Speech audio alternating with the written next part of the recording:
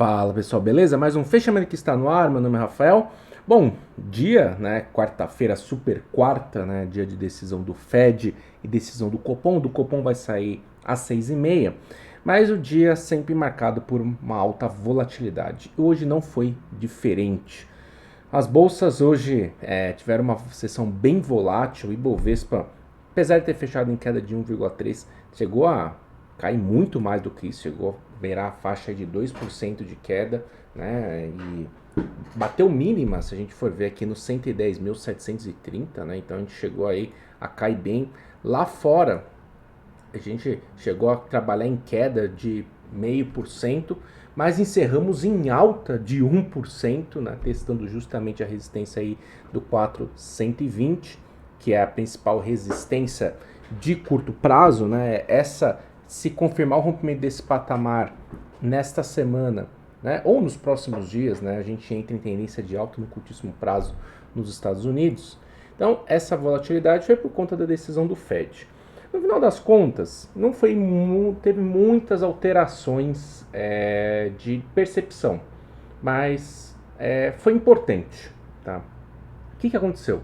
O Fed manteve, né, não manteve não, foi o conforme esperado. Né? O Fed ele diminuiu o ritmo de alta, elevou o juro para o juro em 0,25, a faixa de 4,5 e 4,75, provavelmente vai subir o juro mais 0,25 em março, que é na segunda semana de março, que aí a gente vai chegar na faixa de 5%. E por aí deve parar. Né? No comunicado foi assim como nos últimos comunicados. BC norte-americano muito atento aos riscos inflacionários, falando que a questão que os juros ainda devem ficar nos níveis restritivos, né? Ou seja, ter mais um aumento, no caso para 25%, e que é necessário levar a inflação do país para a meta, enfim, tudo que, né, o Fed no compromisso de frear a escalada de preços. Tudo que não foi que ele sempre comentou e reforçou nos últimos comunicados. E aí, todo mundo estava esperando pela fala do presidente do Fed, do Jeremy Powell. Por quê? No último semestre do ano passado, a gente teve uma queda forte das expectativas de inflação, justamente por conta do pico de inflação que foi feito. Beleza.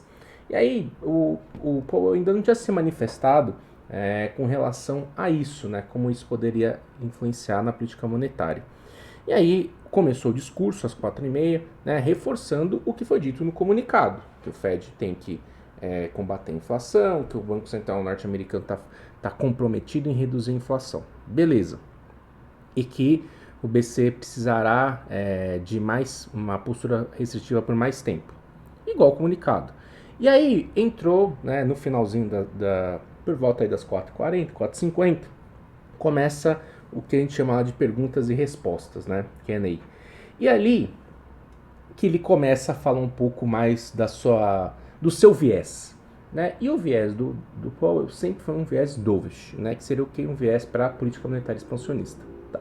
E aí, né, ele deixou claro, né, ó, falou, né, aí perguntaram para ele, o que você acha da questão da inflação? A inflação fez pico, como é que tá a sua cabeça com relação a isso? Falou, com certeza, sem dúvida nenhuma, a queda da inflação é uma boa notícia, e aí que começou as sinalizações que eu falo assim, que o Fed está mais para uma mudança de postura restritiva para algo para corte de juros do que qualquer outra coisa.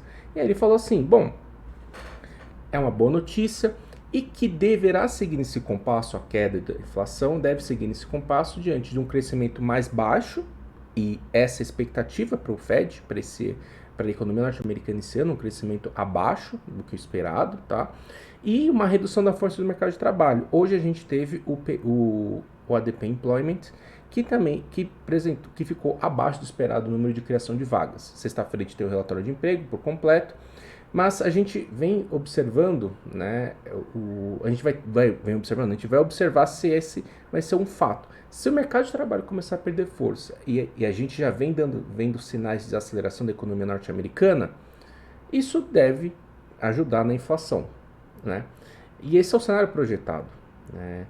E ele mesmo falou, o próprio presidente do Fed, falou o seguinte, né, que o cenário base não é de corte, não é, mas se for a caminhar nesse ritmo, desaceleração da economia, inflação ancorada e o mercado de trabalho perdendo força, o BC do Zuel ele está mais próximo do fim do aumento de juros, né, e um corte de juros ao longo do final do ano ou no próximo ano, né, está muito mais próximo de um corte que um aumento do que efetivamente uma mudança dessa percepção que vem derrubando a curva de juros. Ou seja, o Fed dando margem de manobra para futuras mudanças, dessa restritiva para algo acomodatício.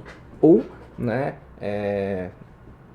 no outro linguajar, né, você ter a interrupção do aumento de juros, então a gente vai ter mais um aumento aí em março para 25, isso está bem sinalizado, e quem sabe a gente não vê um corte já no final do ano, se tudo der certo nesse caminho da economia, desacelerando, a inflação está bem ancorada, e né, a gente tem que ver o mercado de trabalho, que tende, nessa economia desacelerar, tende a ficar um pouco mais fraco, tanto a gente viu aí uma sequência de demissões por parte das empresas.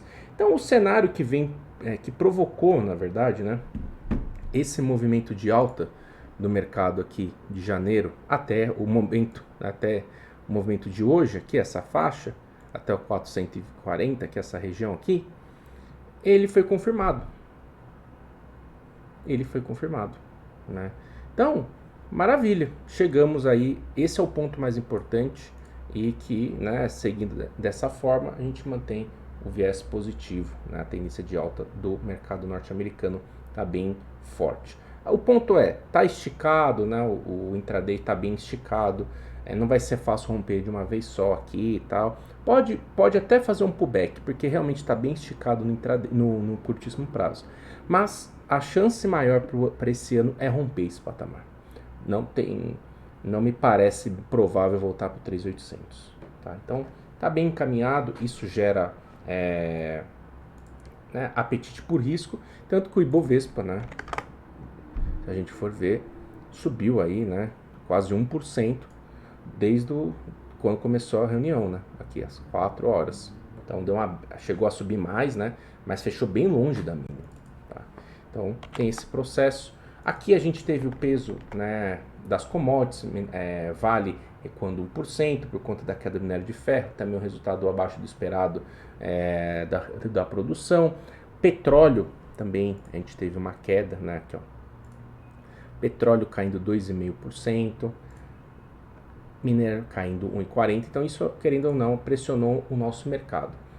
E também chamou a atenção a forte queda de Santander. Tem o resultado hoje, daqui a pouco vai sair, acredito, o resultado. Pelo jeito, assusta, né?